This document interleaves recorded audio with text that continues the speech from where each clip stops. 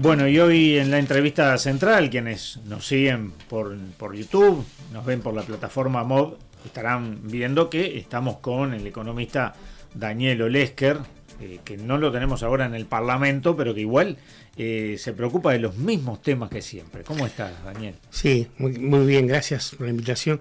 Sí, este segundo semestre, rendición de cuentas y pautas salariales son dos temas centrales para los trabajadores y las trabajadoras, y bueno, vengo tratando de pensar en estos dos temas igualmente. Son dos temas que no te abandonan, vamos a decir. Son dos temas que no me abandonan hace aproximadamente unos 35 años más o menos. Y has escrito además sobre el tema. Y con respecto a los dos temas que están además indisolublemente ligados, comenzamos con la rendición de cuentas, porque el otro día compartíamos unos audios, unos tramos de audio de una entrevista que te realizaban, donde hacías notar que el gobierno ha realizado anuncios de gastos, pero también hay ahorros que son los que en definitiva posibilitan esos gastos, y queda paño todavía. Sí, ahí va. Yo creo que esta rendición de cuentas es como resumible en tres ideas, digamos, ¿no? La primera idea es la del ajuste fiscal. Es decir, el ajuste fiscal significa la reducción de gastos, y eso en estos 3 años se convalida como ajuste fiscal. Yo tomé, porque me parece que se puede hacer de toda la rendición, pero tomé 7 incisos que son los sociales, ¿no? Los 2 de educación, ANEP y UDELAR, ACE, los 2 de INAU y NISA, lo que era antes el INAU, el MIDES y el Fondo Nacional de Vivienda, porque el Ministerio de Vivienda tiene otras cosas que no son de inversión. Tomé el Fondo Nacional de Vivienda, o la inversión en vivienda. Entonces, ¿qué pasa en estos 7 rubros? En estos 7 rubros, cuando termino el 2022, me da un ahorro acumulado, sumado los 7, de 555 millones de dólares, entre los 7. Para que la gente lo entienda, ¿cómo se calcula esto? Se toma el 2019, a precios obviamente de ahora, ¿no? Y se lo multiplica por 3, como si se hubiera gastado lo del 2019 igual en el 20, en el 21 y en el 22. Y se le resta lo que efectivamente se gastó en el 20, en el 21 y en el 22, todo a precios del 22. ¿Vale? La diferencia son 555 millones de dólares. Para dar un solo dato más, en ANEP son 222 millones de dólares que se ahorró el gobierno en este ajuste. Y en los otros 300 y pico lo forman todos los demás organismos. O sea, que la primera es que es un ajuste fiscal. Y a pesar de que en el 22 empieza a recuperar el gasto, todavía ninguno llega al 100%, salvo MIDES, que sí está por encima, bastante por encima. En el caso del MIDES, como decía bien Juan Pablo en la columna anterior, el problema no es de plata, es de orientación de la política, de la manera que hacen la política, pero lo dejo de lado porque ese no es un punto y él lo expresó muy claramente en lo que venía escuchando. En los demás, ninguno todavía llegó al 100 del año 19, o sea, volvió al presupuesto que tenía el 19. El INAU es el que más se acerca, hasta el 99, pero ninguno llegó. Así que primer punto, ajuste fiscal. Segundo punto. ¿Cuál es la plata que hay para el futuro? Bueno, acá hay que tener en cuenta que la rendición del año pasado ya había votado recursos para el año 24, también para el 23, pero los dejo de lado porque en ese año estamos. Claro. Ya había votado para el 24, para la educación, para ANEP y UDELAR, para ACE y para MIDES. Y eso eran más o menos unos 70 millones de dólares. En el caso de ANEP era la mitad de lo que había pedido la propia ANEP. En el caso del INISA era la cuarta parte de lo que había pedido el propio INISA, pero en total eran unos 70 millones de dólares.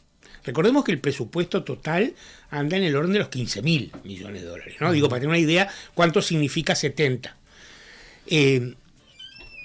Lo de ahora son 20 más, que son para salud mental, que una parte va para salud, específicamente para ACE o MIDES, otra parte va para ACE o MCP, otra parte va para el MIDES, y otra parte va para la Junta Nacional de Drogas y para una cosa que yo les reconozco que es un gran aporte de este gobierno, de verdad, y nosotros no sé por qué no lo hicimos, que le cambiaron el nombre al patronato, el psicópata, un nombre horrible, digamos, del año 30, ahora se llama Comisión de Apoyo a la Salud Mental o algo así, ¿no?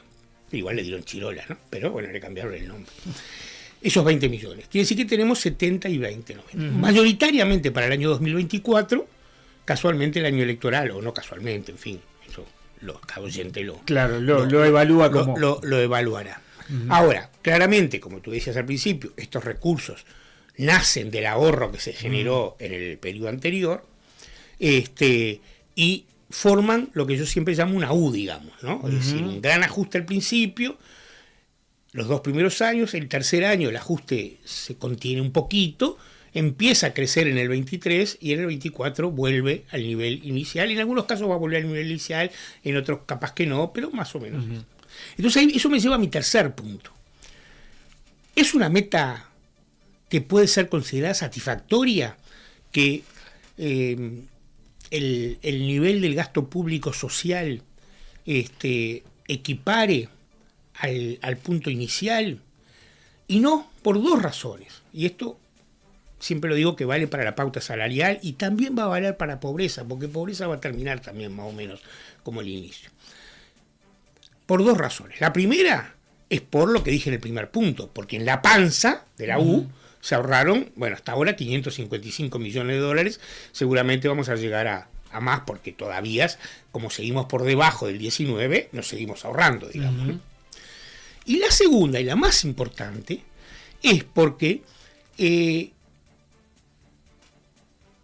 el gasto social, en la medida que solo retorne al nivel que tenía en el 2019, repito, algunos capaz que no llegan, pero vamos a suponer que retornan, lo va a hacer con una economía cuyo Producto Bruto Interno ya creció 3,5%, y según las estimaciones que el gobierno hace aquí en la presentación, va a crecer otro 4 y pico más entre los 2 años. O sea que vamos a llegar al final con 8% de crecimiento. Entonces, ¿esto qué quiere decir? Muy sencillo. Si el gasto en educación era el 3,50%, el gasto de ANEP, era el 3,50% del PBI, va a terminar en 3,20%. Entonces, quiere decir, va a perder participación en la riqueza. La UDELAR va a perder participación. Todos van a perder participación en la riqueza global. Entonces yo hice un cálculo muy, muy primario, porque dije, bueno, veamos lo que tienen en el 22. Asumamos, cosa que no hacen siempre, pero asumamos que los van a ajustar por inflación para que el 23 y el 24, lo que hoy tienen en el 22, valga lo mismo. Si no, el problema sería peor, pero vamos a asumir que lo hacen. Y sumámosle a cada inciso lo que le corresponde de los 70 millones y de los 20 millones. ¿Cuánto me falta para que cada uno de esos 7 incisos llegue a ser el mismo porcentaje de la riqueza que había en el 2019? Bueno, me da 638 millones de dólares. O sea, un punto del producto nos falta solo para que sea proporcional. Hay que recordar que en los 15 años de gobierno del Frente, el gasto social creció en su participación en el PIB. Pero a este gobierno no le podemos pedir que crezca, pero por lo menos le podemos pedir que sea coherente con su discurso electoral y no le haga perder participación. Bueno, faltan 638 millones de dólares. Supongo que más de un oyente se debe estar preguntando, bueno, ¿y a dónde va todo ese ahorro? Y seguramente otra pregunta es, ¿y por qué se genera ese ahorro? ¿Hay presiones a nivel de los organismos internacionales para que eso ocurra? Bueno, antes de contestar esas 2 preguntas, quiero decir que a estos 7 incisos, yo hice un estudio pormenorizado del Poder Judicial, que es otro que le pega muy duro. Sí, hoy compartíamos en términos del ahorro, o sea, yo di 2 cifras, ahorro y cuánto le falta para llegar al PBI. Sí. En términos del ahorro son 108 millones de dólares lo que se ahorró en el Poder Judicial. Y en términos de lo que le falta para llegar son 72 millones de dólares. O sea, es un ajuste muy duro en el Poder Judicial. En el ranking, digamos, de los que menos tienen respecto a lo que tienen en el 19, está en los de más abajo, digamos, ¿no? Es un golpe muy, muy duro, y en esta rendición no hay nada para el Poder Judicial. Se crean 2 juzgados de violencia de delitos sexuales, y se le dan unos 6 millones de pesos, que los abogados de oficio dirán si es poco o es mucho, a mí me parece poco, para fortalecer los abogados de oficio. Ahora voy a las dos preguntas. No va a ningún lado porque es un ahorro sobre déficit fiscal, o sea, es menos deuda que se va a tomar, no va a ningún lado. De cualquier manera, el gobierno ya había asumido que necesitaba ahorrar y había propuesto 900 millones de dólares en la campaña electoral, pero había dicho que no iba a tocar ni los salarios públicos ni el gasto social. Bueno, estos 555 el gasto social está claro que son todo gasto social, y adentro de ese gasto social hay mucho salario, ¿no? Sí. Porque la ANEP tiene mucho salario, la UDELAR tiene muchos salarios, ACE tiene muchos salarios, el INAU tiene muchos salarios. ¿Y por qué se hace? Yo creo que es un tema ideológico. Es un tema de que no se cree que el Estado deba participar, no se cree que el Estado deba proteger a la población. O sea, hay una visión del Estado de que el mercado es una buena manera de asignar los recursos, y entonces es necesario que la gente con su esfuerzo personal se logre las cosas, ¿no? O sea, hay un Estado ausente, es notorio lo del Estado ausente. Las cosas que contaba Juan Pablo de las ollas es muy claro, pero no solo las ollas. Váyase uno al interior, a algún lugar donde hubo centros MEC en algún momento, y va a ver que es el vacío, o donde hubo SOCAT, que eran servicios de orientación para familias que tenía el MIDES en los entornos de las ciudades del interior, bueno, y también de Montevideo, son un vacío. O sea, yo creo que es una concentración de la riqueza y desestatización. Fueron las dos cosas con las cuales la misión con la que llegó este gobierno, básicamente para fortalecer la tasa de ganancia, porque los dos fortalecen la tasa de ganancia. La concentración, porque al bajar salarios aumenta la ganancia, y la reducción del gasto público, porque permite una menor carga tributaria sobre estas empresas, vía exoneraciones, vía rebajas de patrimonio, de impuesto al patrimonio que hubo en este presupuesto quinquenal. O sea, en este presupuesto quinquenal hubo varias rebajas de impuestos para el capital concentrado, digamos, ¿no? Y si lo comparamos este gobierno con el otro gobierno herrerista. Bueno, la U es la misma. La U es la misma. Mejor dicho, no es la misma. La U es la U. Es distinta porque el ajuste inicial fue más grande, ¿no? O sea, y además. En este caso. En el gasto. En el gasto. Pero, ¿por qué? Porque el ajuste de la calle Herrera fue vía gasto, pero también vía impuestos. O sea, aumentó los impuestos. Recordemos que reflotó el IRP, digamos, que no estaba. Aumentó el IVA, 2 puntos o 3, no me acuerdo, 2 puntos, y algunos otros impuestos. Entonces, el ajuste, la U fue más o menos similar, el ajuste fue de volumen similar, pero fue distinta la mecánica. Acá todo fue sobre el gasto, aunque hubo algunos aumentos de impuestos, como el cambio de la base de prestaciones, pero fueron marginales, digamos. En cambio, en la calle Herrera fue un mix entre aumento de impuestos y baja de gastos. ¿Y si lo el salarial, en cambio, fue más duro en la calle Herrera, porque las inflaciones eran mucho más grandes, digamos. Claro. Ahora vamos al tema salarial, pero ya que estábamos en términos de comparación, si lo comparamos, por ejemplo, con el gobierno de Jorge Valle.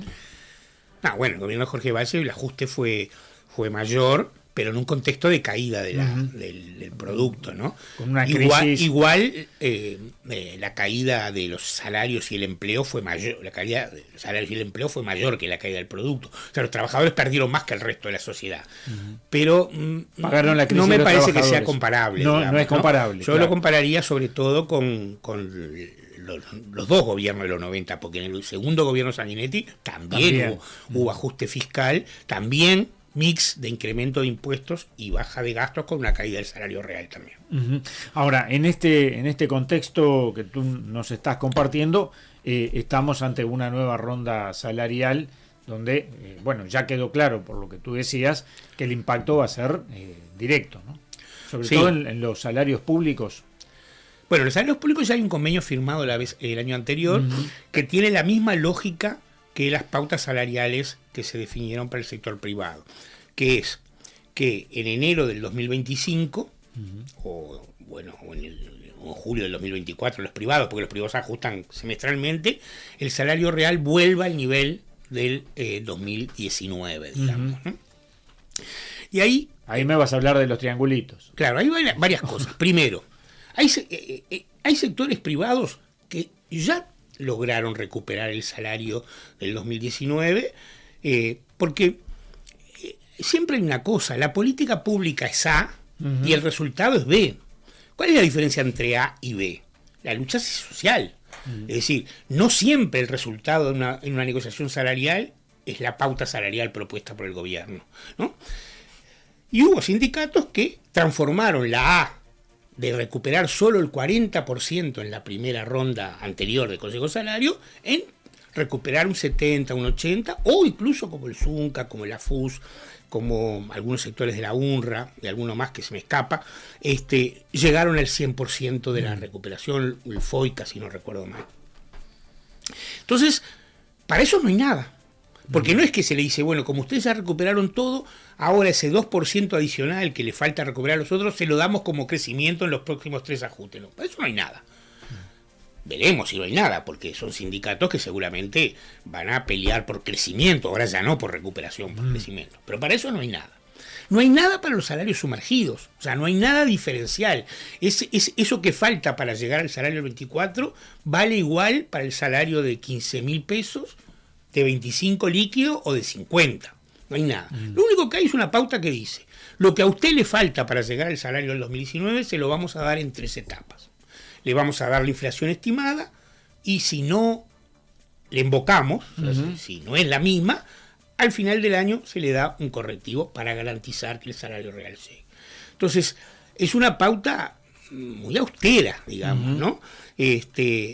Y finalmente, ¿en qué terminamos? Terminamos que el salario real al final del quinquenio va a ser igual al del 2019. El gobierno ayer en la presentación de rendición de cuentas puso que iba a haber una recuperación de 1,5, o sea que iba a ser 101,5. La verdad no entiendo cómo se llega a eso, no veo ninguna razón en la política pública para que eso pase, pero aún si pasara 100 o 101,5 en 5 años, es lo mismo. O sea que no importa, pero yo no veo razón para que pase de 100. Ahora, estos beneficios es una meta que es buena para la clase trabajadora. Volvemos al ejemplo de la U y la proporcionalidad con el producto. En el caso del salario hay que incorporar el empleo, porque los ingresos de la clase trabajadora, o sea, la participación de los trabajadores en la riqueza nacional, se llama masa salarial y multiplica el nivel de salarios por el nivel de empleo. Según las estimaciones del gobierno que presentaron ayer, y parecen un poquito exageradas, pero vamos a tomarlas, el empleo va a crecer un 4% en el quinquenio. Y el salario va a crecer 0, porque va a volver al nivel inicial. Quiere decir que la masa salarial va a crecer 104. ¿No? 4 más 0, 4. Sí. Y el producto 8,5. Quiere decir que los trabajadores van a perder participación en la riqueza nacional. O sea, va a haber un aumento de la tasa de plusvalor de la economía, digamos, y un aumento de la participación, el Banco Central le llama excedente de explotación, digamos, ¿no? Conocido como la ganancia, digamos, ¿no? De bastante, porque 104 se aleja mucho de 108,5. Entonces, es una pauta que lo que hace es convalidar una transferencia de ingresos del trabajo al capital. Fernando Isabela había hecho un estudio sobre los primeros 3 años y le daba que hasta ahora, en los 3 años que va, la transferencia fue de $1.000 millones del trabajo al capital, fruto de ajustar por debajo de la inflación, digamos, ¿no? Seguramente eso va a ser un poco más cuando se culmine el quinquenio, porque a pesar que estamos en la parte creciente de la U, todavía estamos abajo del pico, por lo tanto se sigue transfiriendo. Menos, pero se sigue transfiriendo. Por supuesto que el tiempo se nos va volando. Dos preguntas muy rápidas. Tú hablabas de la masa salarial. ¿Cómo están los niveles de desempleo según lo que tú ves? Bueno, el desempleo está en el nivel más o menos de 2019, digamos, ¿no? El gobierno aquí en la presentación habla de 40.000 puestos de trabajo creados en el 2022. Es básicamente comparando el 22 con el 21, porque al final del 22, o sea, si comparás punta a punta, diciembre del 22 contra diciembre del 21, es mucho menos, porque hay un efecto importante de creación de empleo en el primer semestre del 22, pero ya no en el segundo, o sea, hay un deterioro. Y las cifras de los primeros meses del 23 muestran que no hay una gran recuperación de ese empleo. O sea que estamos en un nivel de empleo relativamente al mismo nivel del 19, puede llegar a esa meta de 4%. Ahora, tenemos que tener claro que un tercio de ese crecimiento del empleo, de esos 40.000, lo explican los jornales solidarios, digamos, ¿no? Claro.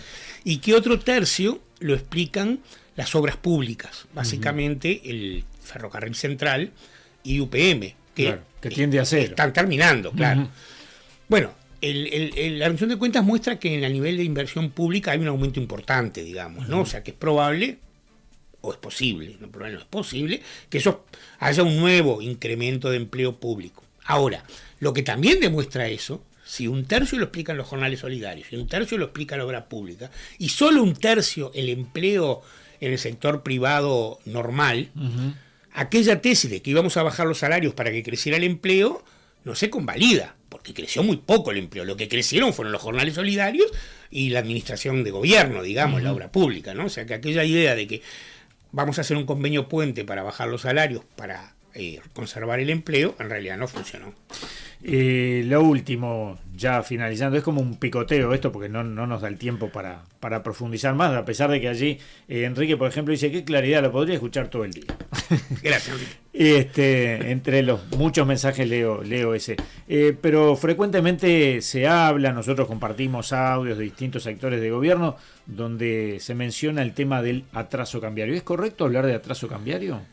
Sí, es correcto, sí, porque es no sé si la palabra técnica es exactamente, pero sí, o sea, lo que dice eso es que el tipo de cambio va relativamente atrás de la inflación interna, digamos, ¿no? ¿Y se lo está conteniendo de alguna manera en este momento el valor del dólar? No sé si se lo está conteniendo, pero no hay en todo caso políticas para que no suceda, digamos, ¿no? En los ciclos expansivos de la economía, cuando la economía crece, no es el caso porque no estamos en un super ciclo expansivo. Por ejemplo, entre el 5 y el 13, 2005 y 2013, efectivamente eso existe. Y el Banco Central de aquella época hizo políticas para que porque el efecto sea el menor posible. El atraso cambiario tiene un efecto comercial, porque obviamente afecta a los exportadores. Es verdad que los exportadores, si el precio internacional está creciendo, el tipo de cambio no es tan fundamental. Ahora, en un contexto como el actual, donde los precios ya no crecen como crecieron en el 20 y parte del 21, por eso patean ahora. Aunque al principio el gobierno igual recordemos que el dólar se lo llevó de 38 a 40 y pico, ¿no? Al arranque, ¿no? Se le dio un gran empuje. Favorece las importaciones, porque abarata las importaciones y puede afectar la industria nacional. Tiene un efecto inflacionario y también tiene un efecto financiero. Porque, bueno, eso vos seguramente lo conocés bien. Si yo hoy vengo con pesos uruguayos, pero no con 1.000 pesos, con 10.000, con 1.000.000, con mucha plata, la cambio a dólares, la pongo a un año, cuando la retiro me llevo la misma plata más un 6, un 7%, no soy experto en esto, no sé cuánto está la tasa de interés pesos, pero algo más me llevo. Y lo cambio a un dólar más bajo que el que yo tenía, ¿no? Quiere decir que me llevo muchos más dólares. Esto pasó en la tablita. Esto en la tablita era una cosa normal y ahora está pasando de vuelta. O sea, hay una gran especulación financiera con el atraso cambiario. Una parte de la renta del país que dejan de quedarse los productores agropecuarios o los comerciantes o los industriales por el atraso cambiario, finalmente se lo termina llevando la renta financiera. Bueno, sobre todo esto seguimos conversando próximamente, Daniel. Seguimos. Muchas gracias.